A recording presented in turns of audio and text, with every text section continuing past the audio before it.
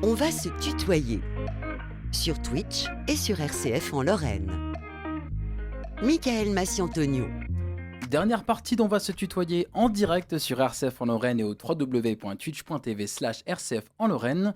Toujours présent en studio avec Apolline Benoît-Gonin pour accueillir Mike Junker et Andrew The Best pour la mise en onde d'un entretien autour du rock alternatif par leur groupe Holy Hour. Un entretien devant, derrière la scène qui débute avec une première question d'Apolline. Et la question elle va être un peu toute bête, mais d'où vient le nom du groupe Holy Hour? Alors le nom vient en fait tout simplement d'un morceau de The Cure, je crois dans leur deuxième album, morceau très ambiante et en fait c'est mon groupe préféré tout simplement, donc ça vient de là. On sent l'inspiration, hein, justement. Justement, quelles sont vos inspirations? Elles sont très variées, mais je vais essayer de citer trois groupes principaux. Du coup The Cure, forcément, Dive, qui est un groupe de rock indé américain, et en ce moment, on se penche pas mal sur Sonic Youth aussi, pour tout ce qui est un peu noise rock, ce genre de choses. On essaye de faire un mélange des trois. Et votre style de musique, c'est le rock alternatif. Est-ce qu'on pourrait le définir pour nos auditeurs en quelques mots? Alors du coup, ouais, ça s'appelle du rock alternatif, mais c'est un peu une ombrelle sous laquelle il y a vraiment de tout. Nous, ce qu'on fait plus particulièrement, ça s'appelle du shoegaze, qui vient en fait d'une blague d'un journaliste dans les années 90 qui a vu un concert de ce type de musique. Et en fait, les personnes regardaient juste leurs pédales tout le long du concert et communiquaient pas avec le public. Donc globalement, ce qu'on fait, c'est du rock indé avec de la fuzz et du bruit dans tous les sens. Et on va rentrer dans le vif du sujet avec les musiques justement. Alors quel est votre processus de production? Comment ça marche? Comment est-ce que vous composez un son? Comment est-ce que vous enregistrez les sons?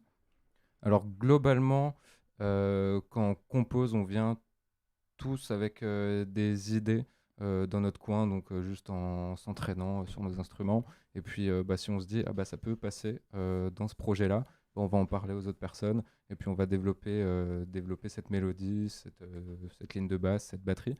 Et après, on fait une mise en commun tous ensemble. Et puis du coup, après, c'est des répètes encore et encore. Et puis on enregistre tout sur ordinateur. Et voilà. Andrew, un regard là-dessus? Bon, en fait, moi, je laisse toujours une totale carte blanche aux artistes. C'est-à-dire, ils sont là, je leur dis tenter des choses, ils testent, et après, ils me disent, ah ben, on a travaillé sur telle et telle maquette, qu'est-ce que t'en penses et tout. Et après, on échange, mais comme je dis, je laisse beaucoup de place aux artistes. D'accord. Et là, on vient d'entendre deux de vos titres et je ressens comme une grande présence instrumentale. Est-ce que c'était un choix?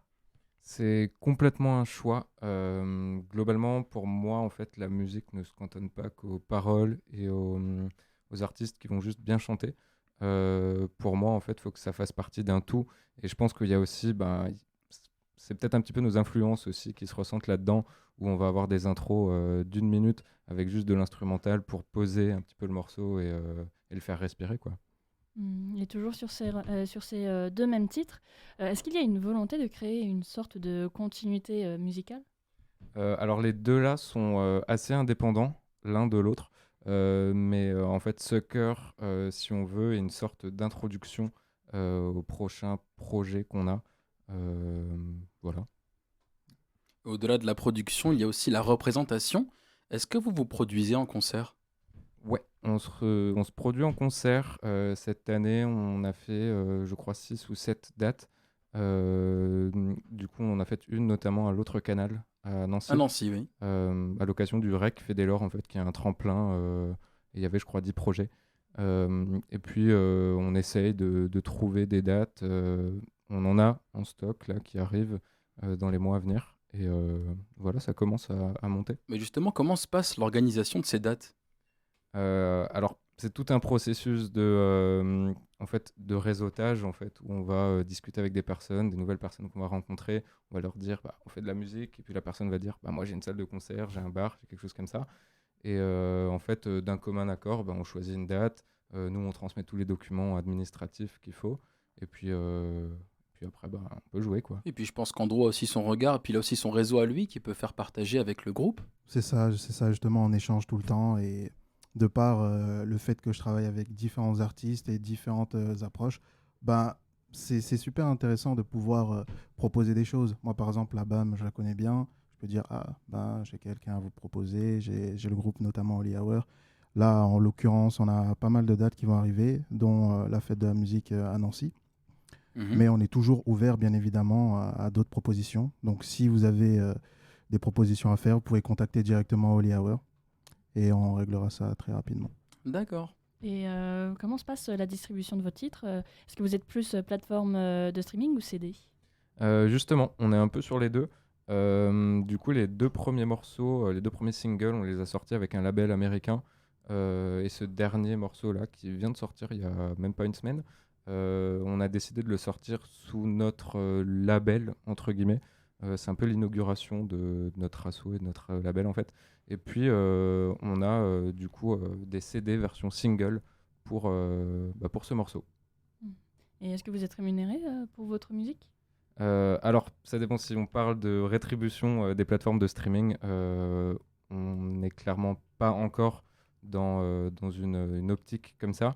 Mais effectivement, en vendant des CD, en faisant des concerts, on arrive à récupérer un peu d'argent qu'on réinvestit toujours dans le projet. Mais Holy Hour, c'est aussi des images, c'est un clip également. Comment s'est passé le tournage du clip du dernier single en date? Alors, le dernier single, on l'a tourné en août 2022. Si loin? Et le C'était il y a clip est longtemps. sorti seulement maintenant? C'est ça. On avait 3 lieux de tournage. Du coup, on avait un théâtre désaffecté, on avait un étang et on avait un château. Et du coup, c'était globalement réparti sur 1 semaine et demie, 2 semaines. Et tout le tournage a été dirigé du coup par un de mes meilleurs amis qui s'appelle Sébastien et qui en fait fait des études là-dedans maintenant. Donc voilà. Mais quelle était l'idée de ce clip? Est-ce qu'il y a un message à passer derrière tout ça? Il y a complètement un message. En fait, nous, on voulait pas d'un clip où on voit juste les musiciens jouer. On voulait que ça soit un court-métrage qui se regarde à part entière, même si on connaît pas forcément le groupe. Et du coup, en fait, le clip est une retranscription des paroles du morceau, vraiment de A à Z dans l'ordre Et on voit les chronologique. paroles d'ailleurs justement, oui, dans le Justement, clip. c'est Ouais. ça. En fait, on a vraiment voulu avoir une esthétique même en 4 tiers avec des bords arrondis pour justement avoir cet effet vieille télé. J'avais montré le clip à une personne et du coup, en fait, on n'y avait même pas pensé, mais il m'a dit ça fait très film allemand des années 60. C'est pas faux. Et dans un sens, en fait, c'est chouette que ça fasse penser à ça. Et en termes de visuel, pourquoi est-ce que vous avez choisi de faire un univers aussi sombre? Très bonne question. Honnêtement, je sais pas trop. Je pense que c'est lié à toutes les influences qu'on a. Et puis, en fait, c'est quelque chose qui est peut-être plus facile à assumer que quelque chose de joyeux. En tout cas, c'est comme ça que je le ressens. Et puis, en même temps, je trouve qu'il y a de la beauté dans toute. Je sais pas comment dire. Il y a de Oh, la- il a raison, il a raison. En vrai, le noir et le blanc, c'est des couleurs à part entière. Et là, on a commencé à mettre des couleurs, il y a du mauve. C'est intéressant, non? Oui, et justement, on va parler un petit peu des photos qu'il y a sur Instagram. Qui s'occupe des photos de vos concerts? Alors, on a différentes personnes qui prennent les photos. Elles sont pas forcément affiliées au groupe, pas exclusives au groupe, mais on a notamment Jean Semmelbeck qui s'occupe de beaucoup de photos.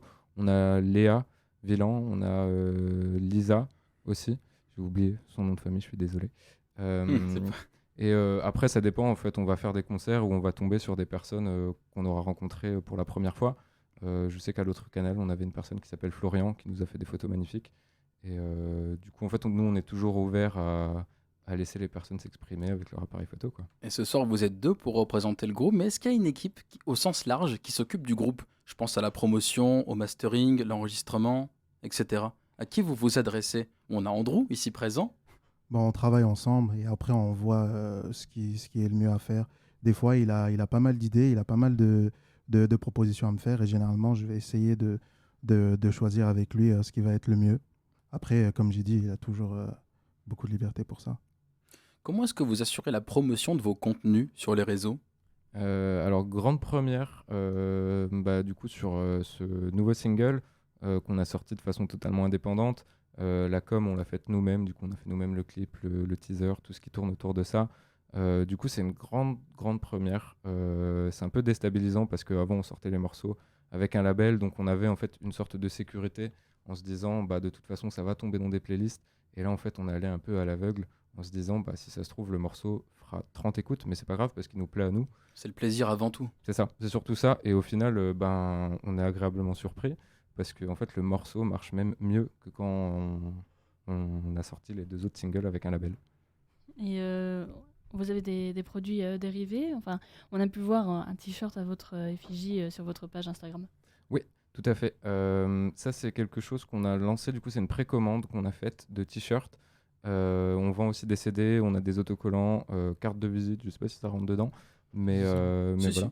Et en fait, pour moi, l'objectif de tous les projets qui vont arriver serait de faire du pressage et de proposer en fait Du physique, quoi. des versions physiques. Et puis même au-delà, avoir des t-shirts, des choses belles et pas juste un nom de groupe sur un t-shirt.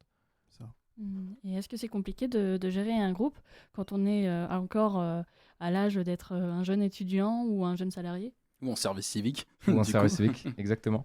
Je sais pas si c'est dur. Parfois, il y a des jours où je me dis que je travaille peut-être un peu trop pour ce projet, alors que je sais pas spécialement où il va aller, mais j'ai des bonnes ambitions pour ce projet.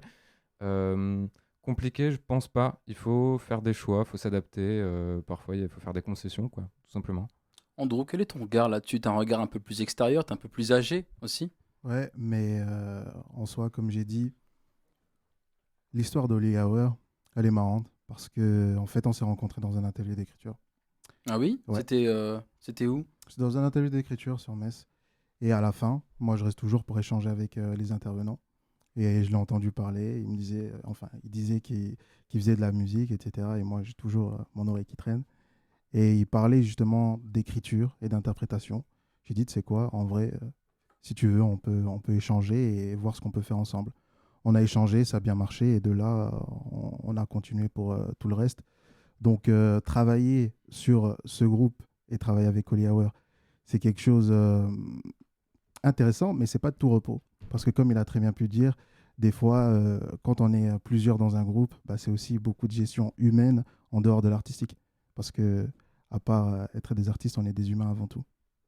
Et justement, on va terminer avec les prochains projets du groupe Holly Hour. Il nous reste plus ou moins 2 minutes. Vous avez le temps de parler de vos projets. Quels sont les prochains projets du groupe? On se fait un passe-passe chacun. Allez, un Vas-y. petit Allez, passe-passe, c'est 8 parti. minutes chacun. Ok. On est parti.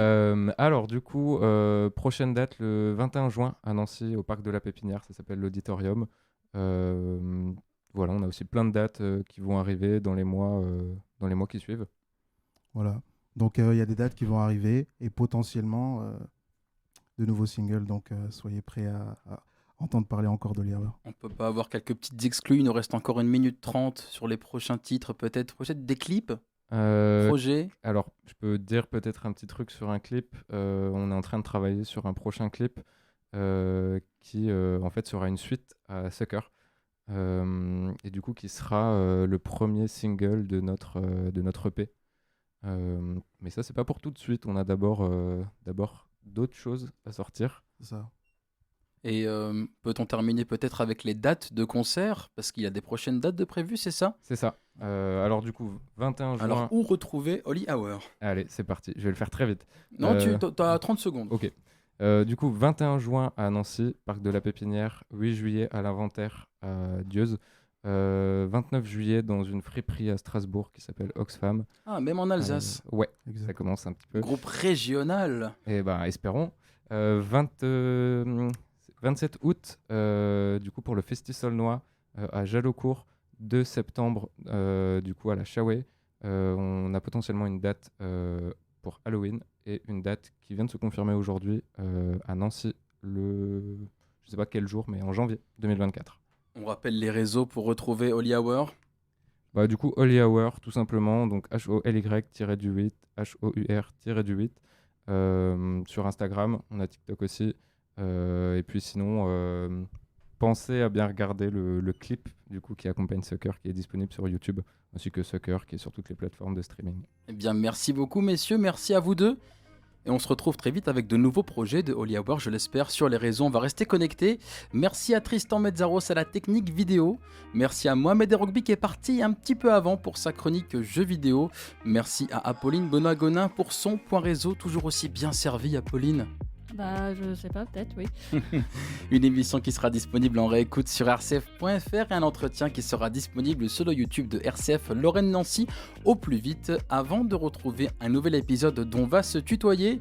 Ce sera mardi prochain à 19h12 des archives, il fait très très chaud dans le studio. Oui. Les archives radiophoniques avec Julie Villemain. Bonne soirée à tous et prenez Bonne bien soirée. soin de vous. Bonne Profitez de ce soleil en terrasse à l'écoute de RCF en Lorraine. Prenez soin de vous.